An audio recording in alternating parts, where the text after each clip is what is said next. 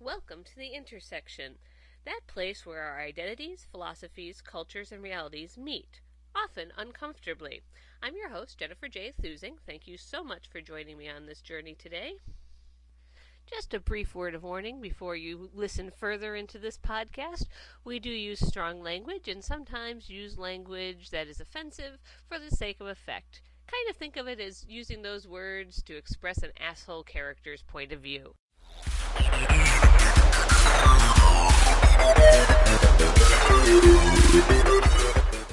All right, welcome to Intersection. Our first interview today is with Tony.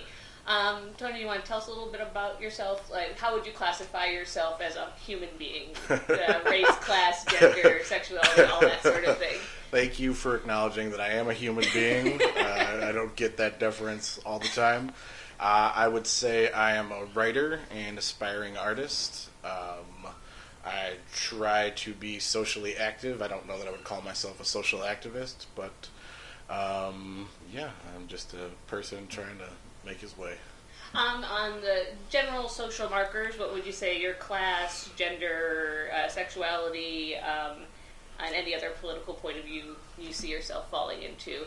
I would say generally I'm a male, and I'm mostly okay with being a male. I feel there is a pretty good amount of feminine energy in me that I like to wield, that I do think comes in so much of what I do and who I am. Politically, I used to like to say that I was very liberal. Now I feel like I'm a little more of an anarchist. Maybe that's just because I'm kind of fed up with government.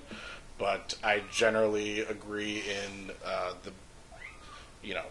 that there are many things that are basic human rights, like food and water and education and the internet and healthcare and a job and all kinds of things like that. So, as far as how we define people in the boxes we put them in or useful social constructs, do you find that gender is a useful kind of demarcation for who people are?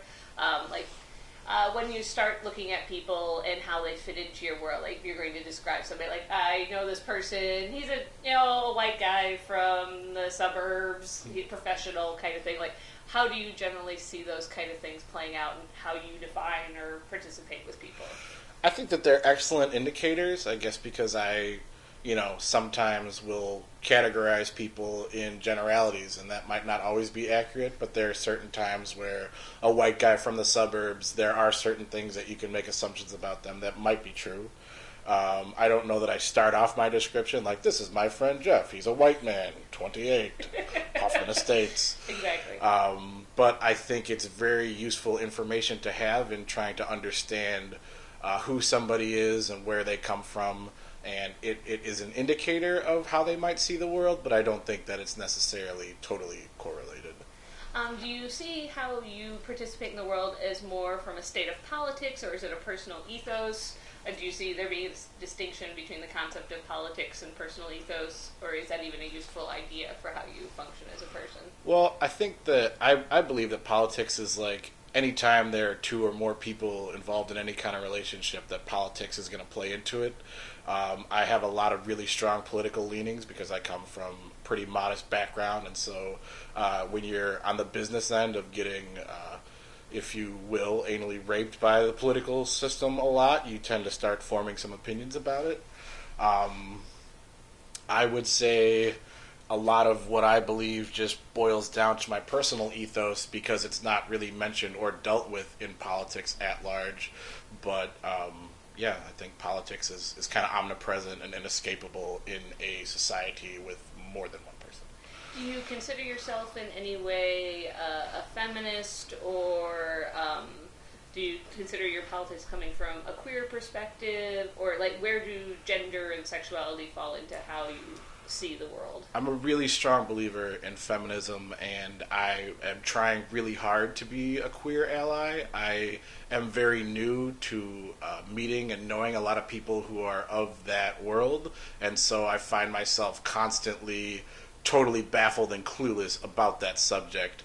But I do believe that, equality for all people should be a given. It shouldn't be something that we have to fight about, or it shouldn't be a battle. That should just be, and from there we can go on to build a society. Um, how do you define feminism for you? Like, what does that philosophy or politics mean to you? I feel that feminism is largely about choice. It's about, women having the ability to choose for themselves whatever they want in life and from life, as far as everything.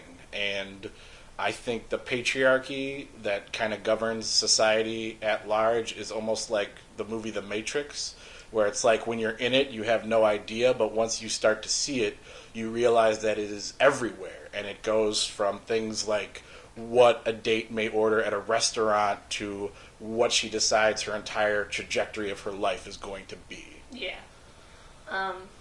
So feminism obviously is playing some role because you're definitely since you introduced yourself as dealing with some genderized concepts of humanity. What do you think is the usefulness of the concept of gender, or do you think it is useful, or is it something you even think about as being a question? I think that it is inescapably going to color somebody's worldview. I would like to believe that we are at the precipice of a society where that is not the case. But right now there is, I know there's not a binary of gender, but there is a binary of politics related to gender that really does inform and color a lot of the way the world plays out. And I think that's really unfortunate, but I also think to change that, you have to acknowledge that that is the case. Do you think gender is strictly biologically defined, or is it a personal choice on what gender is? Because as you probably are aware, there's the crossover for people who don't necessarily feel the biological gender that they were given in the world is really their personal gender, whether that means an actual transition to the other gender or not. Some people, play in between, sure, as if, comfortable with what their body is, but not with what the society has decided that gender is. Do you feel that gender is really defined for you, or should be, or would be, or could be, or maybe shouldn't be defined by actual biology? I think it is a very personal choice. For some people, if they're comfortable and accepting of who they are, that's great. For some people, they might like to be on the other end of the spectrum. Me, growing up, I've always wondered what it's like to be a woman, and I've always wondered how that might feel, but I've never felt so moved by that feeling that I would consider changing the genitalia that I was assigned. I guess I also feel that it's a personal choice. I'm not the government. I don't need to make anybody sign a box that says male, female. But I believe there's a fluidity and in gender and a duality to all people that is both, at least those two energies are present, and whatever the ratio or dynamic is, I think is different for everybody. Well, for me, I've come to a point where it's the whole, why is gender an important legal concept? I find with the fight for marriage equality, I find it an interesting moment for people to consider, what does gender mean, and why have we always bothered to have a box for it? Because for me, marriage previously was something I'm not interested in and very politically against, because that whole, it's founded on the idea that women are something different than men, and that they are second class, and that it had to do with property rights and the denial of property rights to people based on their lack of penis, or at least their perceived lack of penis, because there are plenty of examples of women, in American history masquerading as men, maybe not masquerading, portraying themselves in a masculine form, sure, so that they could have what we would consider, what I would consider human rights. Yeah. So I find this whole concept that we're at this moment where we may be eliminating the last real legal necessity to define gender. Yeah. As an interesting point, it makes me go, what is the usefulness of this? Why do we need everyone to be labeled Mr. or Mrs. or Ms.? All of that. There's no two words for a married man. There certainly aren't two words for two married men. A woman goes from being, Ms. or Miss to Mrs. legally, technically, kind of, grammatically. But men have never had that transition. Yeah, no. And not having that transition for it to be a signifier of being married, yes, is an interesting moment in the history of our concept of gender. Yeah. So for me, it's a big question. It's what does the usefulness of gender remain?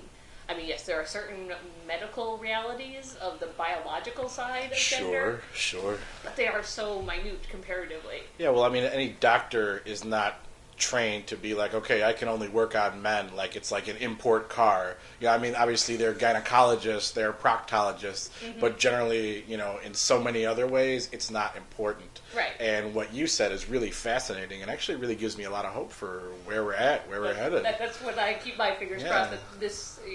That's why I at all participate in the concept of marriage equality, because like I said, for me, it's the history of marriage is based on exploitation and gender inequality. Absolutely. So historically and politically, I find it a repulsive idea. Certainly. That legally you have to be bound to somebody in any way, shape, or form, and it's all about property, while culturally we keep saying it's about this emotional and sexual connection, when in reality it's just about the property. That's kind of bullshit, though. Yeah.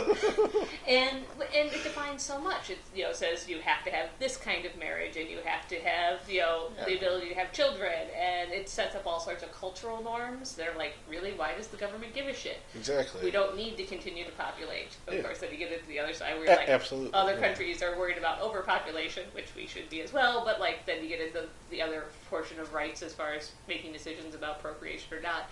But it's an interesting possibility that in eliminating gender from marriage, it might actually be the last frontier of legal definition of gender. Oh man, I sure hope so. That would be great. Yeah, because it makes me wonder if that's why so much is still pushed on young girls. Like toys in my lifetime, and I don't know exactly how old you are. 29. 29, so maybe a little bit in yours, but we went from, you see the Legos ads where it was, little girls playing with the regular Legos and how cool that was, to now Lego products all being just, girl Legos are pinks and purples, and boy Legos are the classic colors, and Absolutely. this star, the NASA sets and all that, and the girls get My Little Pony and Barbie Legos. And just how much more important it's become culturally to continue to define gender and by femininity and masculinity. Sure. And the push for that makes me wonder, like, is that part of it? I could be a crazy conspiracy theorist, but, it doesn't feel so far stretched to think that that's part of the whole, oh my God, we've got to keep people thinking of themselves Absolutely. as men and women Absolutely. on these terms. And let's not forget about the bronies, which of course are bros who love My Little Ponies. Yes, which I haven't watched the documentary on yet, and I don't think I know any bronies, at least none that have come out to me. But yeah, like, what is that? What are those little rebellions about? I assume it's a form of rebellion. I mean, they could just love My Little Ponies. They're a fun little toy. But, Sure. But it does seem strange that it is such a movement for young men. Yeah. And definitely there are younger men. I don't, as far as I know, they're not a bunch of bronies in their 40s, 50s, 60s. It seems to be the 30 and under crowd. I would totally party with them if there were. That would be great. But I guess I would say that it seems like it starts reinforcing those ideas from a very young age, and for that reason, I get into. I'm kind of a word nerd. I'm a writer, and I get into arguments when people will be like, "Have you heard this comedian or this actress?" And I'm like, "Why? She's an actor. She's a comedian. Why do we have to have a special category?" It seems to be very patronizing in a way that's like, "Oh, you're very funny for a girl. Exactly. Well, what a great actor you are for a woman." Well, yeah, for when I was working with kids and talking about theater and why women aren't called actresses anymore, with high school kids, I've told them, I'm like, because actress was like a code word for prostitute at certain points in history. I did not know that. Oh yeah, it was very common. I did 42nd Street at high school, and it has a whole discussion subliminally about prostitutes up in the balcony. That used to be a fairly common practice when the theater trade was not doing well ticket sales wise. The upper balconies would be available for prostitutes to take Johns up there, and some actresses would moonlight on either side. I mean, that's the way to get asses in the seats, though. I mean, that might not be the worst idea. Well, depends on your perspective on sex work. But yeah, it used to be, actresses, when women were finally allowed to be on stage, it was considered demeaning. Like, that is part of how they took that art away from women, was by connecting it with sex work and to make it a diminutive. And explain that whole concept of, all the feminized words are actually diminutives of the masculine word. And to take away the linguistic power of saying you are less than just by the sheer fact that you are feminine. So can we agree that while not all actresses or actors are prostitutes, most prostitutes are actresses in To some their extent, way. it's a Yeah. skill you need. Truly. I Truly. mean, I don't see how you can participate, in my perspective, in such an intimate act with someone for completely monetarized reasons without having to put up a certain amount of, and this is the facade that I put on to do this. Absolutely. I know some people who are sex workers, and it is almost like a performance art piece. They don't go in there with their own names and their own stories. There is, it's almost like LARPing with genitals. Yep. Where it's this whole other, facade. I think is a great way to say it. So, what is your perspective on sex work? I think that inherently there is nothing wrong with sex work. To borrow from Don Corleone, it makes no difference to me what a man or woman does for their living, But the politics of it as it plays out, I think like the pimp is a perfect example of a lot of things we've been talking about. Like, what value do you add to this service, sir? You're just there to put the woman under your thumb, or I'm sure men in certain cases, and take a cut of what they are earning for putting their bodies out there and their health on the line. But I think these days it can be done a lot more safely and ethically with the woman being relatively empowered in so doing, and I have no problem with that as long as it is something that is consensual, as long as it is something that nobody has been thrown into a shipping crate from their source country and brought here for. But it still is a very slippery slope, because even the people that I refer to who are relatively empowered still find themselves in some really dangerous and dicey scenarios, because what recourse do they have? What safety net exists for people in that situation? Yeah, I mean, it is worse than what the average worker has, even supposedly Yeah. protected work. I mean, you have so little protections of your body when harmed. Yeah, and so few rights against the corporations. Should you be in some sort of bad working environment, to be in something that is even criminalized, it just doubles it. For me, prostitution and sex work is one of those areas that makes me, it is an intersection kind of feeling for me. While I agree you have the right to do what you want, and I don't see any reason not to consider that a form of labor, because of my politics, I think both as a feminist and someone much more in the socialist, communist vein of belief systems, that I find it horrifying that another aspect of your life has been monetized. Like Absolutely. That you have taken it and made it about money. Yeah. Like, I've got nothing against the free exchange of sexual acts on the internet, and porn and all of that, if it is not about the money. Sure. And I'd have a hard time imagining, because of my belief that a worker is always exploited by Absolutely. a system, so if you're doing sex work for it, it compounds the problem for me that it generally does not portray women in a great light. And I'm not saying not always, but in general, women are often either are created as victims, or are put in a position where they're being punished for their gender in some way, shape, or form so often.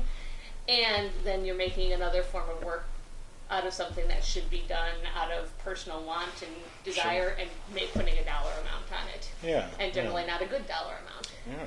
Like David Byrne says, never for money, always for love, which I think is I love that line. I use it in a lot of things, but it is an unfortunate, not just, monetization of something that you would hope could maybe be above that, or maybe be more important than that. But, sex work itself also has a way of reinforcing the traditional, not just gender roles, but also the power structures. Yeah. And that's not true in all cases, but many people's proclivities and fetishes and whatnot have a way of disempowering the woman, or at least essentializing her into something that is not quite human, Right. but more of a masturbatory tool to suit whatever the needs of the John may be. Well, the problem for me with fetishisms, a lot of times it starts feeling like they become expressions of all sorts of cultural neuroses. Yeah. Like, Certainly. not that I think there's anything wrong about wanting to experiment or play with things, but when you're sexualized life is all about bondage and domination, what does that say about your non-sexualized life and your expectations of people's interactions? Are you punishing yourself? Are you punishing somebody else? What are you working out? Yeah. And as like a part of your process of growth, I'm like, we all do what we do to get out of our dark places and to find those corners of our mind that we need to clean out. Sure. But I have a hard time imagining it ever not being about cleaning out those dark places. No, and I mean, I think that's a very optimistic way of looking at it, but I think some people aren't cleaning out those dark places.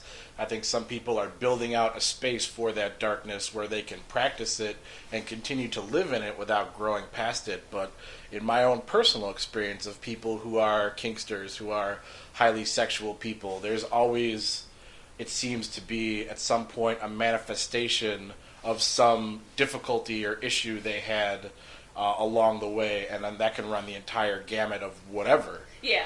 But it is, I would say, almost always the case in my experience. Yeah. It's a dangerous game to play. I had a friend who tried working in some dungeons for a while, and so that compounds it that she was an employee and she was there with people working out these dark places themselves. And at first, she did it because she was kind of into it and she thought it'd be fun, and she didn't have any concept of the personal cost. Sure. And the one day where she was like, we were told to keep this guy drunk because he'll be there a long time and he'll spend a lot of money. Oh gosh. Well, that the business end of it, Absolutely. Something that she wanted to participate in as a person for her own reasons. Sure. Putting the dollar amount on it made it obvious to her the less healthy parts of it. Certainly, yeah. And so it's just an interesting, for me it is a very sticky subject, because while I believe people, like I said, have the right to do whatever they want, for me there's all sorts of I can't. Sure. I have to draw the line at sex work because I think that there is so much more harm in it than possible good at this point in our culture. Sure. And that sometimes, creates uncomfortable feelings with people, because it's I'm not saying I'm condemning sex workers or looking down on their choices. I'm saying I think as a culture, it's a bad place to be. And in a society where, things like employment were maybe more robust and more guaranteed, it probably wouldn't be a choice that everybody would make. Yeah. And while as a contractor there are people that make a lot of money in doing that, generally every person who is under the employ of someone else is creating more value for that employer than they are taking away themselves. That's just a fact of capitalism. Yeah. It just is. Yeah. So, let's see, the next segue into discussion of class. You described yourself as from a meager background, I believe is how you described it. Mm-hmm. So, does that mean you don't generally think of the labels of working class versus bourgeois or any other variations on those themes? How do you see class? Is it a useful context? You have definitions of the different classes to you? It absolutely is. For me personally, I try and recognize that always as a personal bias that I have. So just to give you some background, I am from Cicero, where we're having this interview today. I lived here until I was 13, and then we moved to Schaumburg, which is a very well-to-do upper middle-class area. And from there, I went to University of Illinois at Champaign, where I joined a fraternity. At which point, no, you're absolutely right. You're absolutely right to grimace. But there, I found an even higher strata of privilege and of wealth that I was not a part of. And just a slight tangent, that might have been part of the world that I was trying to get into or understand in doing that, but we're told that's the dream, right? Yeah, well, we all want to be middle class. Whose dream? Well, the collective want and goals is that working class kids, you get an education, you go to college, you get out of the working class. Yeah, absolutely. But I believe, for better or for worse, class is the real demarcation of our age in terms of the society. I think it used to be racism, but I think that racism has become classism now, and they don't really care what color your skin is if you're rich enough, and if you're not, it's the same thing. You're looked at as just lesser because of what you make or do not make. Well, I think for me, I find it interesting, that moment between class and race, because I think for middle class and rich black people, sometimes their first complaint is about being treated like working class black people. Sure. And that's not to negate racism for all the groups, but I think that there is a certain amount of inherent classism in what we consider our racial structures here. I mean, if you consider that racism in this country is based on the tradition of slavery to a large extent, and the oppression of Native Americans and the fighting to keep the Mexican/Spanish infiltration of the colonies down. Like, it's all based on a lot of class structure first. I agree. That happened to be, it was easier to get what at one point was a majority white agricultural and working class people to get on board to help those with money and power keep other people oppressed by making up these racial, sure, not that they're made up, but that to reinforce and create these structures where racism seemed to be the most, prominent form of oppression. Absolutely. It's necessary because the true rich are so few, and I think that that's always been the case, that they really need the manpower. They really need to have other people in the streets doing their work for them because they don't really live in society as you and I understand it. What's been coming out about the top 85 people owning as much as the bottom 50% of the world. Like, nobody's friends with those people. Nobody you know or I know is anywhere near those people. They don't exist in the society that we understand. They are apart from it. It definitely leads to that matrixy kind of feeling you were saying earlier, like that, that how is there 85 people with that much money and so little connection to the rest of the planet? Like, yeah. You're right. We don't know those 85 people. Like, there's no way we could ever meet them. Like, it would not happen. Well, they have to be that removed from society because if they were a part of the world as you are or as I am, there would be no way that they could carry on as they do. Yeah. They can only do it because it's this abstract notion of, oh, these moocher class, fuck them. And it's like, how do you define what a moocher is? Is it somebody who takes value without giving it back? Because you guys are sitting on trillions of dollars that you refuse to pay taxes on, refuse to invest in anything, and you offshore in countries that are desperate enough to be like, look, please just come here and store your money. That's all we got. And it's, I would say, totally fucked, in my professional opinion. Yeah, completely. It's just, that whole idea that in any other aspect of lives, if you have 100 cats living in your apartment, you've got a problem. Yeah. Because you're at way beyond your capacity of cats, but you have $2 billion in a bank account somewhere. Why is that not hoarding? Like, sure. What the fuck could you do with $2 billion? And that's not even on the high end of things, really. Like, $2 billion is a lot, but I mean, the richest people have double-digit billions, which is $1,000 million, which I know what it looks like on paper, but conceptually it boggles my mind, and it always will. Yeah. Because I believe there is a law of diminishing utility at play there, where it's like, how many houses and cars and things can you have? You can only go to sleep in one bed every night. You can only drive one of those cars at a time. You can only exist in one of those properties at a time.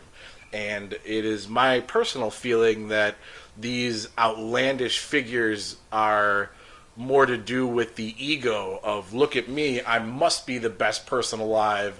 That's why I'm on the leaderboard of money. Mm-hmm. And I think that they are trying to plug a black hole within themselves with something material. And, like any black hole, it just expands outward, no matter how much money and stuff you fill it with.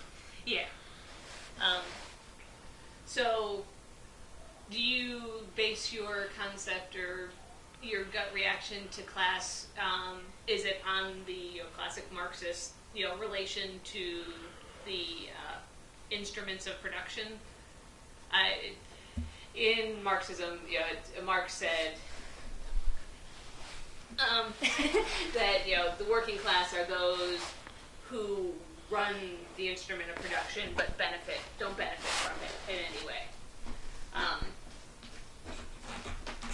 Pausing momentarily to abscond with a cat. Sorry, that kitten comes from a very wealthy background. I think these questions are offending her. Political sabotage is definitely at play here, and I won't be party to it.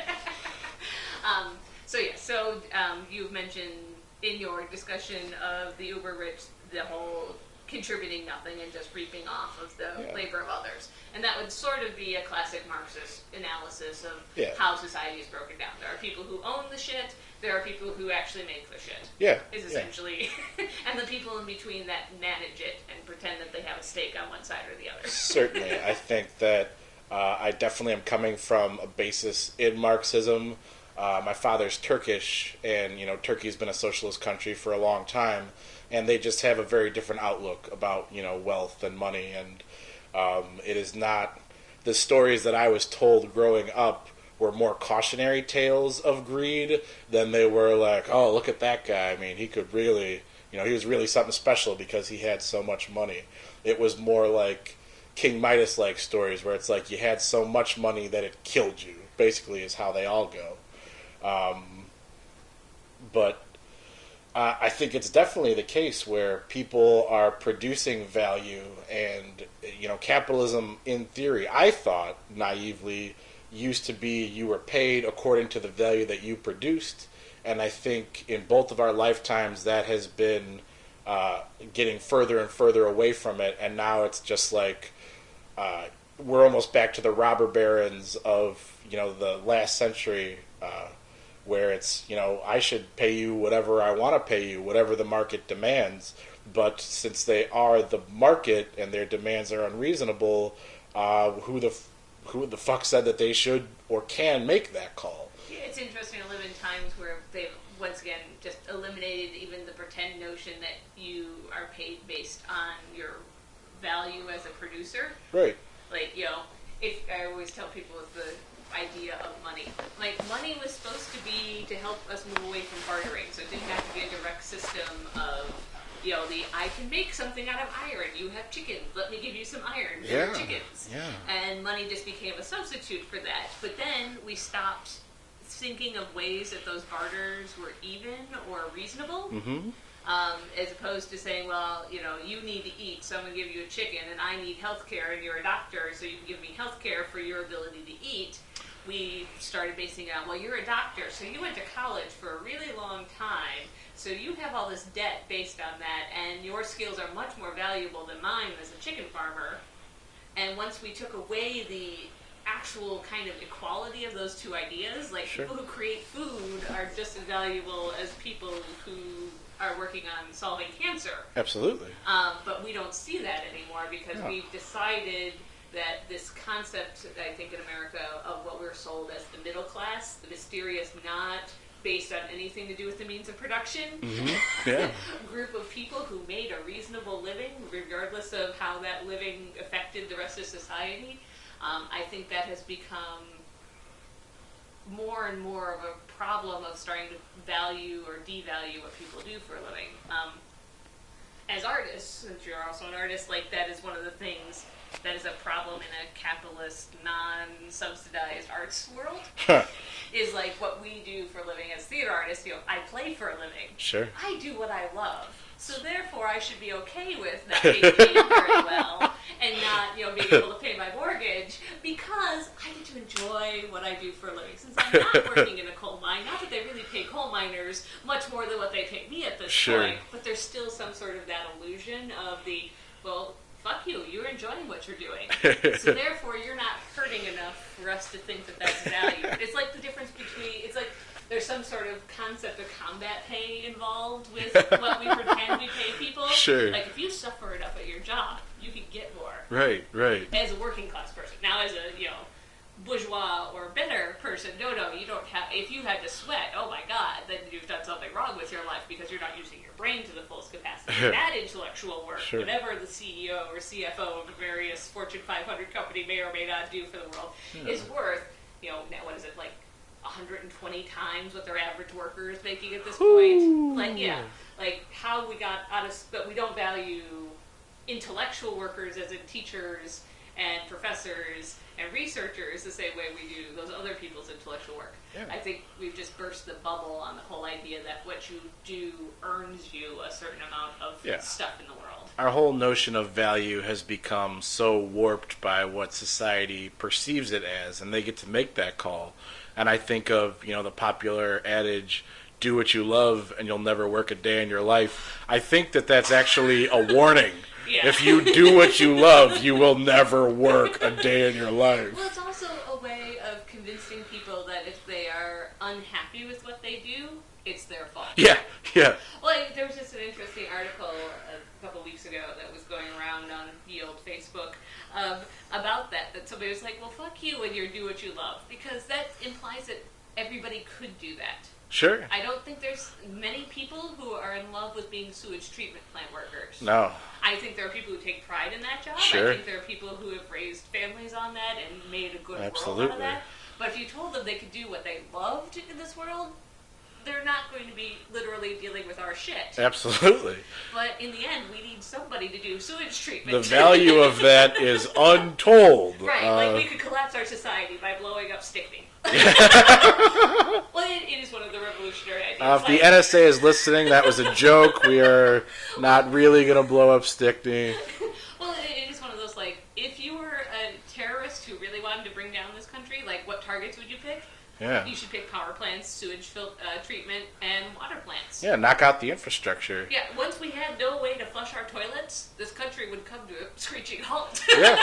We'd be like Venice, where we'd be living in a stew of our own shit. Yeah, and those people are miserable. They're awful, awful. Well, we've just invested a lot in our society in the concept of going and flushing away our crap. Sure. Like, Yeah. We live in fear of our own poo. The bedrock of Western civilization is that we pull down that handle, the shit goes away. We don't have to deal with it. Mm-hmm. Not dealing with our own shit is, maybe should be in the running to replace E Pluribus Unum, because it's Yep. maybe a little more relevant. Our commitment to the going away part. But there's an invisibility at play there, where it's like those people are just kind of in the background, and there's no ticker tape parades for sewage treatment workers. There's nobody who's like, that's a great job, keep at it, guys. And that's kind of the problem these days, is that we're like, teachers, aren't they the cause of all of the state's financial woes? Yes. Didn't they take all the money that we don't have anymore? No, they were promised all the money we don't have anymore. Right. Which is their fault that it's not there. Right. It's totally, I'm sorry, just to use the word fucked again, but Oh, yeah. I can't think of a better way to describe the incredible failings and breakdown that we're trying to, fix with a bottle of Elmer's glue, and we just need to pave over the entire thing and start again. Mm-hmm. Yeah, well, it's like, as much as we were talking about my other half and I the other day, the theoretical concept, we don't want children, we'd never have children for our own reasons, but we were like, if we had kids, what our failings would be. And among them would be, like, as much as I believe that there should be a free public school system available to everybody in the universe, I would not send my child. You want them to go to a charter school or something. No, I want him to go to a Montessori or a country day school or some hippy-dippy, run around naked, touching the walls kind of school. I don't want him to go to an age-based, structured learning environment where it says at 6 you must learn this, and if you don't, you're a failure, and you must learn it the way we teach it. Absolutely. Like, I hate what we consider our educational structure. It is. I benefited from it as a human being. But, Sure. But yeah, But only because in those days critical thinking was still valued, and now it is more of a conditioning institution than it is anything else. Well, as a concept, the American education system at the foundation was set up to make happy workers. I mean, it was really just how much base information do people need to participate in the world as we know it. And as we got more into the industrial age, the more it became, educating people down to that least amount of information you need to be a good factory worker. And even in that metric, it is an abject failure. Yeah, well, because they never changed it. Like when the base job changed, the school system wasn't changed fast enough or in a useful way to continue that model of at least you're educated to the basic needs of the industrial economy. Mm-hmm. Because the school system went, what? Fuck? There's no more steel mills? Holy shit, now what do we do with these workers? Like, really, the taking away of industrial jobs in this country left this huge void for what people were being educated to do or socialized to participate in. What was even, to some extent, when I was a kid, the whole, you just have to graduate high school idea is now you have to graduate college, and now it's getting to the point where you have to get a master's degree. Like, the weird jobs that are now, like, you didn't used to have a degree to be a cop or a fireman. Yeah. And now, for a lot of municipalities, it's you must have at least, a bachelor's. What Sure. the fuck does a fireman need a bachelor's for? I'm not saying they shouldn't be educated people for their own reasons. Sure. But, it used to be at 18, you went and took Fireman 1 training, and you could go to any burning house and put the fire out after a year of training. Yeah, it was a physical job for people who had a calling more than something that required education. And, I am, just let me say, I believe in a lot of conspiracy theories in terms of there being some nuggets of veracity in them. And I think why college is so necessary to anything you want to do is just to keep people in debt. Because when people are in debt, they don't have agency and they don't have choices. Yep. They have to do whatever lands in front of them and be goddamn glad to get it. Otherwise, they sink into, just this unescapable burden of constantly having to repay just to be. Yeah. Oh, I agree completely. Yeah. Let's segue a little bit here. So we've touched on gender, we've touched on class. As far as sexuality, some people see sexuality as part of the gender discussion. Sure. Do you see it that way? Is it, I think a separate issue, or is it just part of our gender identity issues? I think sexuality with a capital S will always have some relation to gender. For my own personal view of sexuality, I find myself getting further and further away from that, in that as I grow older, I tend to connect more with people based on who they are, less on what their genitals are and what my genitals are. And so, you can, if you want to, you can define me in any number of ways.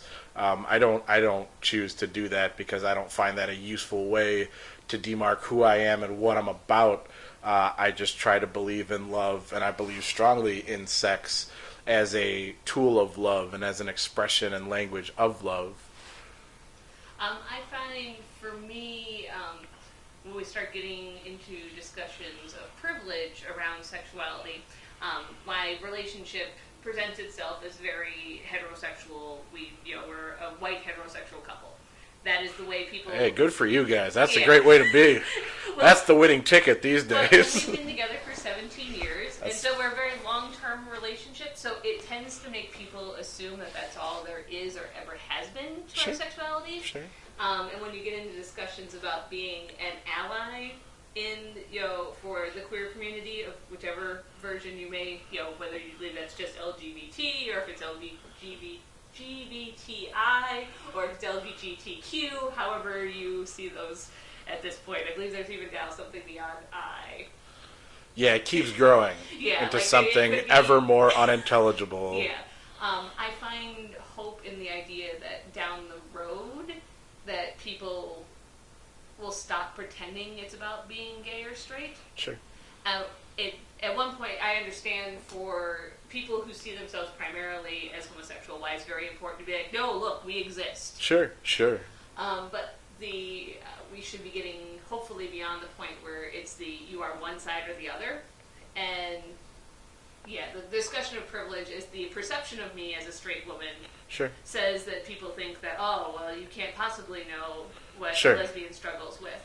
And, you don't actually know that. Like, you are assuming, because of the information you have at this moment, because my life partner and I happen to be of opposite sex, that's my only sexual choice I've ever made, or my only sexual impulse, or my own understanding of myself.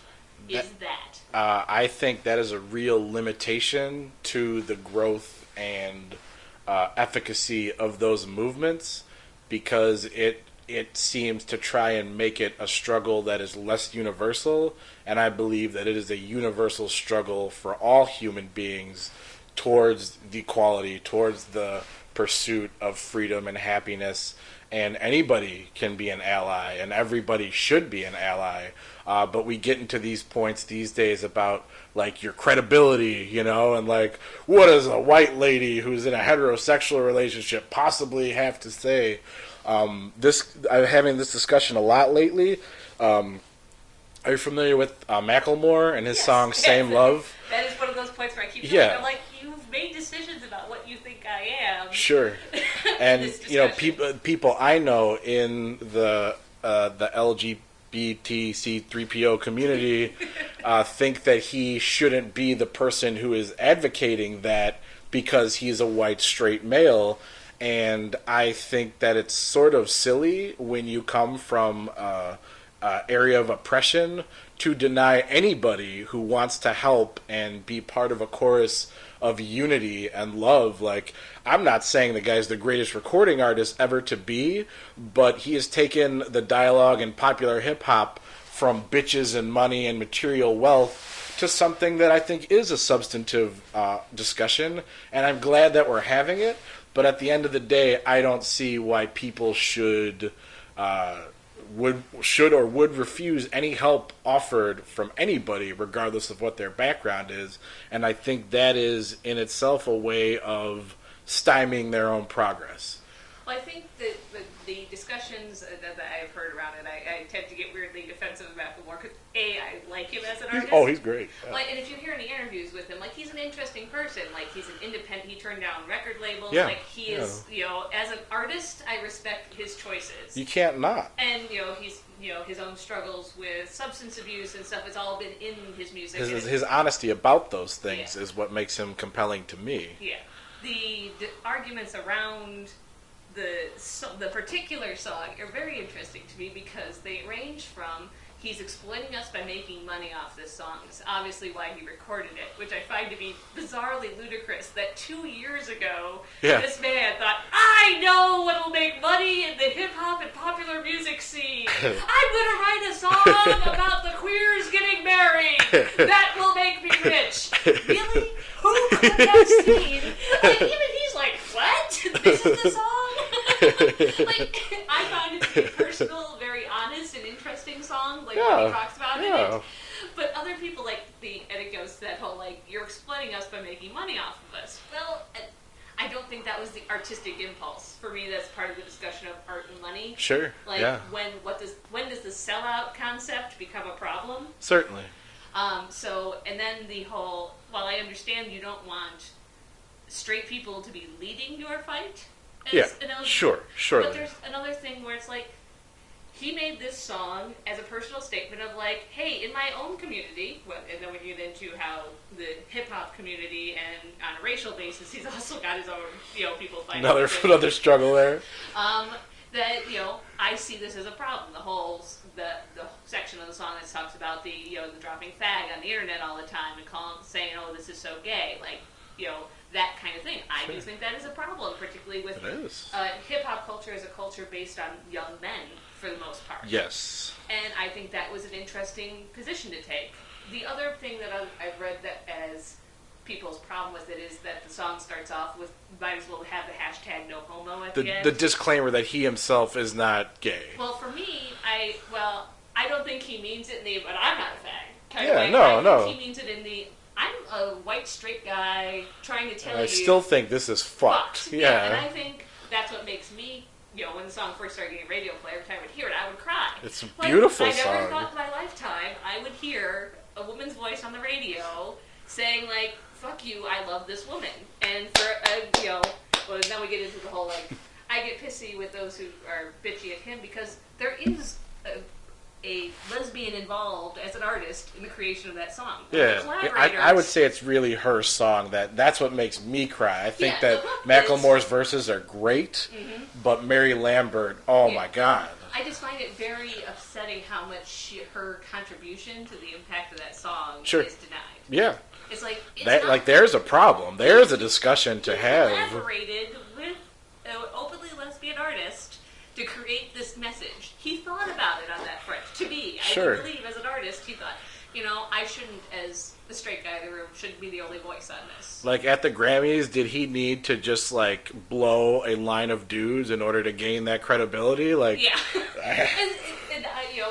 Yes, the song clearly says he's not gay, and that's fine. But yeah, what do you know what he does behind closed doors? Maybe he has experimented in his life, and maybe that doesn't define him as a homosexual man to himself.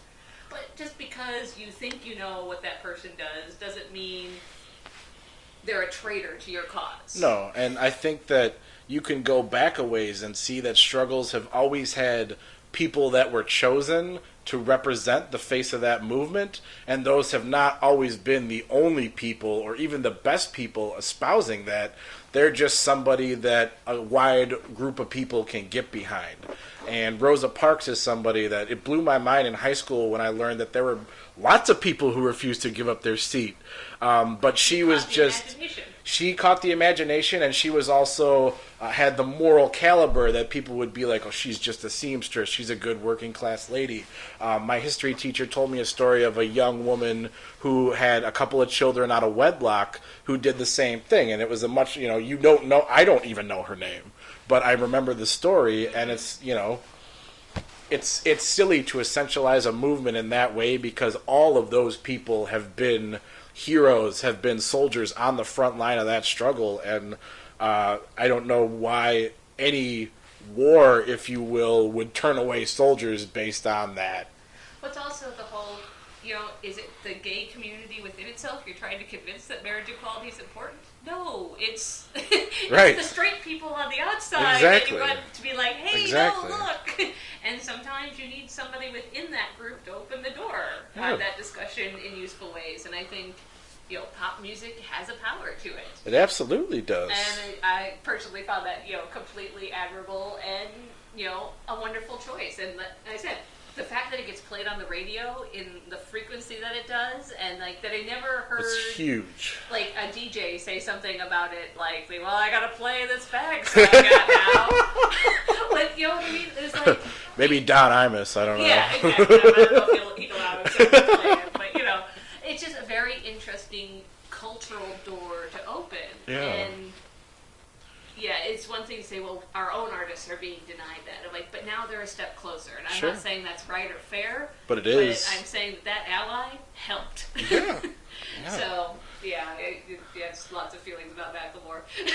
Well, because it is. It's for both the LBG community and the black community. Like, I constantly see these fights on Facebook about this guy. Like, a black artist friend of mine posted, when Macklemore won for the song that, hip-hop is now dead. And I'm like, and it wasn't dead when Will Smith won for Men in Black? Right, yeah. I'll keep digging with it. That was the pinnacle of the hip-hop experience. You're right. Jay-Z is the savior of the black community and hip-hop culture. No, Harry Belafonte just took a giant shit all over Jay-Z and Kanye West recently because he was like, as a recording artist and a black man who was around during the struggle, you guys could and should be doing more as opposed to just preaching about this gospel of material having. And, I love both of the aforementioned artists dearly. Mm-hmm. And there's lots of things that I love about them and identify with them. But I think that Macklemore has advanced the dialogue light years towards something that is relevant to the here and now. And what they're singing about are vestiges of, black impoverishment that, continue to exist. But the way they espouse equalizing that is totally irrelevant, is totally fantasy-based. We're not going to get an equal equality through everybody becoming a rap star. Not everyone can be a millionaire or a billionaire. And again, pop music is incredibly powerful, and it always has been, and it always will be. And it is a social reference point that a lot of people still share. And I think TV used to have that power, but TV is increasingly a less widespread thing in terms of everybody being party to it, everybody seeing it, everybody knowing about it, whereas music still has that currency, in my opinion. Yeah, I agree. I don't think the power, a lot of people, say that radio is dead, but I think, yes, the power of internet access and digital age of music and stuff, it impacts a lot, but I still think there's a huge population, particularly of poor kids, who their first exposure to stuff isn't going to iTunes and downloading something, but it is turning on the radio. And that, yes, they do it just as much on YouTube now, I think, once they have access to that, but there are still people in this world, whether we like to admit it or not, that have no access to the internet. Ideas themselves cannot die, hip hop punk. You know, like they are not alive. They don't die. They change, and they change to reflect the culture of the people that they're supposed to represent, but they're ideas that evolve, and I don't think that anybody should get so married to the idea of what something was and just accept it for what it is. Like, radio isn't dead, it's just changed to be something else. But the idea of radio, that you broadcast this thing out into the ether and it exists and it can, you know, even the way they blast radio waves into space, like that to me is an enduring truth that will never stop happening. It may change forms. Yeah. Well, a couple places we could go from here.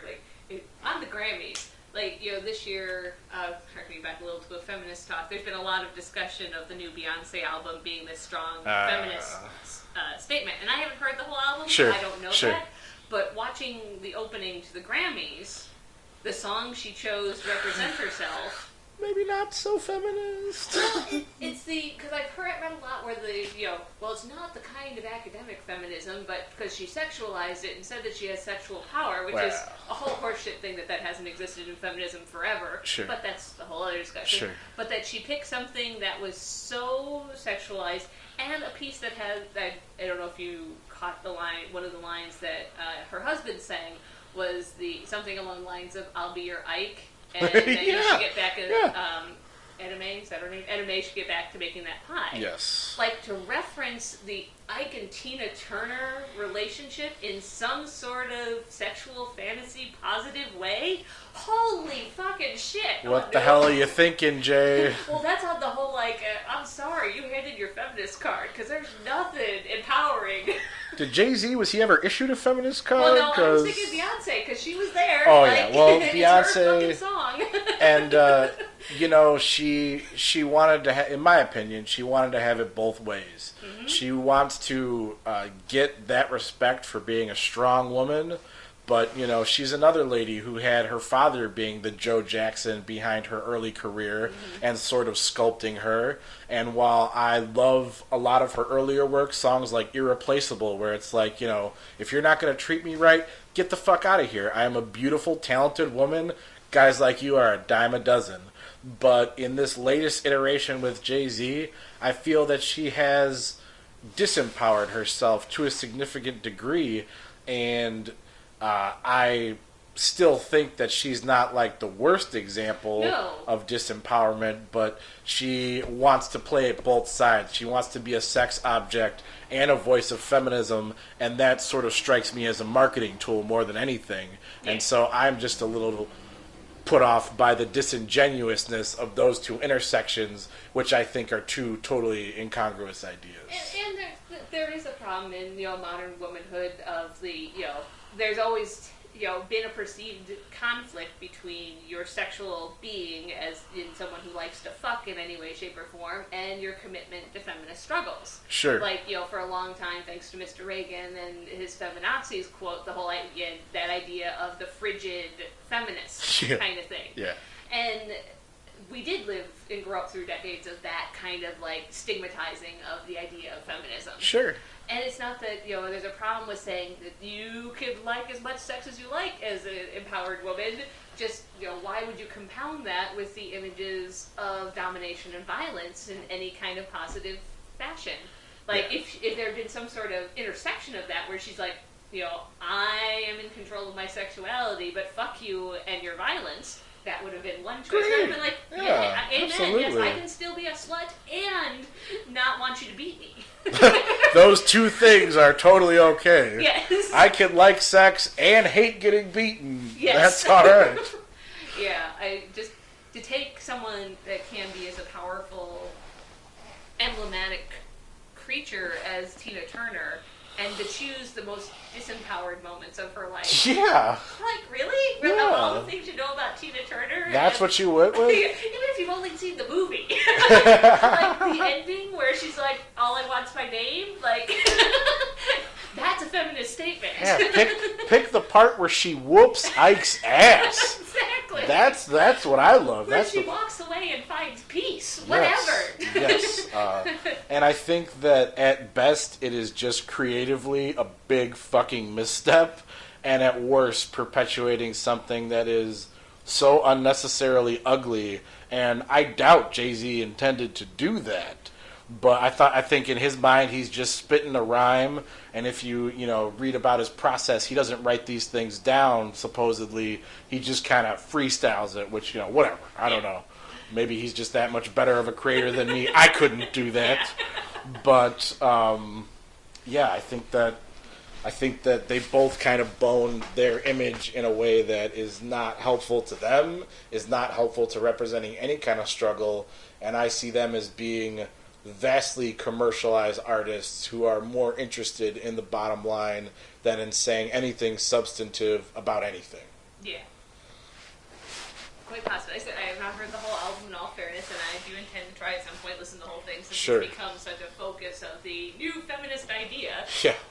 Which, I still think that it's great to have these conversations because going back to what you were saying, Ronald Reagan stigmatized, and he wasn't alone. Ronald Reagan, Lord knows, he's just the great. He's the mouthpiece. Yeah. Truly, I truly. blame Reagan for a lot of things. The devil. devil. Come up a lot when we kept conversations. And you know what this comes back to? Fucking Ronald Reagan. Abso-fucking-lutely. From homelessness to wage inequality to gay oppression to everything. I hope this to Ronald fucking Reagan. Let's hope this broadcast will reach the 9th layer of hell, because if you're listening, Ron, fuck you very much. Exactly. But it wasn't cool to identify as a feminist or even mention feminism. I feel that for most of my life it was essentialized to be like Lilith Fair or women who wanted to change language to spell, anything that ends in MEN with a Y, women and herstory. And they took the most ridiculous elements of it, I think quite purposefully, to try and disempower the movement as a whole. Yeah. Well, I don't know if you've seen the meme lately. It's the feminazi. That's right, because wanting gender equality is just the same as invading Poland. Yeah, exactly. Nazism, I think, we just need to stop referencing it as an analogy to anything, because it has never once been apt in any of the ways that I've seen it used. Well, there's a whole lot, and I think that's on purpose too, to cloud the actual, political and philosophical basis behind fascism. Yeah. I think what has been done with the concept of Nazi has been on purpose to make it this clouded thing that, so we lose our sense of history of what it actually was and how it actually functioned. Because, the whole idea of fascism is the moneyed class surrenders their power to a perceived dictator for a limited amount of time to realign the finances. Sure. Which, to some extent, you could argue has happened in our world. Yeah. So since we don't want to acknowledge that we have participated in any mild form of fascism in this, our supposed democracy, which is actually a republic, which is very different from a democracy, and that the word democracy and capitalism are not synonymous. No. Actually, they're very counterintuitive. Antithetical. Yeah, they really don't belong together. But yeah, that's a whole much deeper conversation. Sure. About I'm not saying we can't have it. It's just one of those, I think taking those terms when the world was much more open to discussions of different isms. Because, we get to the point now where everyone's like, I just hate all the isms. And you're like, well, no, that's because they've told you to hate all the isms. And you don't have to subscribe to a particular political philosophy, but if you read all the old political philosophies, if you know the difference between socialism and communism and fascism and democracy and anarchism, if you actually knew the difference and what those philosophies, how they function or have functioned as, actual systems of government, and the actual thoughts behind them, you would be a much better educated person and much better positioned to change your world. Absolutely. Because they killed all those isms in the 30s. World War II was the great excuse to eliminate, in this country in particular, to take down the unions, to take down all your alternative political systems. Sure. Socialists used to run all the time for, office in things, in the, turn of the last century to the 30s. It wasn't, and then we get to McCarthyism and stuff. But really, World War II was the excuse to open the door. Like, see? You open up the idea to any of those strange foreign ideas. And then Hitler. Exactly. And then you invade Poland suddenly. You have an open political system, and it always leads to trouble. Exactly. Always leads to Hitler. If a guy outside of the establishment wins, Jews are going to die wholesale. Exactly. What? I mean, not that some of them would be opposed to that, let's be honest. But Sure. I mean, it's not like our investment in the concept of genocides and Holocausts being things that happen other places is also an interesting, like, we didn't do that here. Right. Yeah, please, speak to any surviving Native American group. No. Or any Japanese American still alive today. George Takei is a great example of that, It's no, we didn't do anything close to, marginalizing people based on their ethnicity, gender, or class, we didn't do any of that stuff. That has always been part of the American landscape. Yeah. Always. Yeah, well, you can't found a country in a new world where there were people already existing without having to somehow either dehumanize or genocide those people. Yeah. Hey, we just gave them some blankets and beads. How did we know that the smallpox was going to wipe them all out? And then after that, we just kept, making new places for them to live. Like, we just had to move them. We gave them the Dakotas. Beautiful country. And then we kind of kept pushing them. Right. Whatever. Right. The Trail of Tears, well, that was just a misunderstanding. That was just seasonal allergies. Yeah, and we just didn't have enough wagons. We should have thought that out. We should have brought more wagons to move them. We weren't really trying to kill them all on this long march. Yeah, we were, and we did, and we still do today. Even people are like, well, that's terrible, but, Native American populations that exist are still marginalized and are still reeling. Yeah. That's when you get into, like, the sports mascot thing, the whole fighting about using the Braves and all that. Like, some neighbors like, hey, you know what the difference between being the Trojans and being the Navajos is? We're still here. Like, we mythologize people who still exist. Yeah, as though they're dead. Yeah, because it's easier. Because then we don't have to look at them and acknowledge so sorry. So sorry, we have fucked you 25 ways to Sunday. Yeah, well, as I said, I was in school in Champaign at the time they decided to retire Chief Alinowiec, and, like, you've never seen white privileged kids be more activist in your life. Let's save him. And it's a struggle that continues till today. And, like, that was not cultural appropriation. That is a parody and a farce. That is something that the Boy Scouts used to do called fancy dancing. That was like... I was unaware of that. They took elements of things that they thought, quote-unquote, looked Native American, and it is not rooted in any tradition. They took the headdress, they took the colors, and they're just up there, It'd be like, the Missouri Sambos, Like, it is a horrible, hyperbolic, totally unhelpful marginalization of people who really don't need that kind of heat. May I borrow an outlet? I'm going to pause us for a moment. Sure. Fear not, good listener. You'll get to hear the exciting conclusion of my interview with Tony soon. We had some sound issues once I plugged in that I'm working on cleaning up, and I wanted to keep these podcasts to about an hour, so we have enough to do 2 podcasts for my interview with Tony, and a very exciting conclusion will be coming soon. In the meantime, leave me some comments. Let me know how you felt about the podcast so far. Hoping to post 1 podcast per week. We've got a few interviews already on the books, so stay tuned. Like us and follow us on SoundCloud. You can also find us on Facebook at Intersection Podcast. Website coming soon. Thank you very much. Have a great day.